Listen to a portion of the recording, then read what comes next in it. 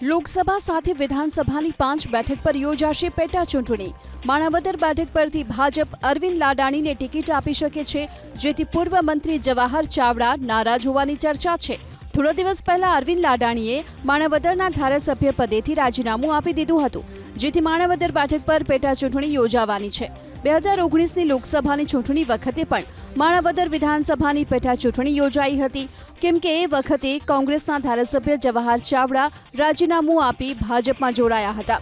આ વખતે ભાજપે અરવિંદ લાડાણીને ટિકિટનું વચન આપ્યું હોવાથી તેમની ઉમેદવારી લગભગ નક્કી છે, પરંતુ જવાહર ચાવડા પણ આ બેઠક પરથી ચૂંટણી લડવા ઈચ્છે છે, જેથી જવાહર ચાવડા ભાજપથી નારાજ છે અને નવા જૂની કરવાના મૂડમાં છે। સમગ્ર મામલે અમદાવાદ શહેર કોંગ્રેસ પ્રમુખ હિંમતસિંહ પટેલને સવાલ પૂછાતા તેમણે કહ્યું કે કોંગ્રેસના દરવાજા તમામ માટે ખુલ્લા છે। જોકે જવાહર ચાવડાએ દાવો કર્યો કે હું ભાજપ સાથે જ છું અને ભાજપમાં જ રહીશ। ફેસબુક પર પોસ્ટ કરી તેમણે લખ્યું, કોંગ્રેસમાં જોડાવાની વાત પાયાવિહોણી છે।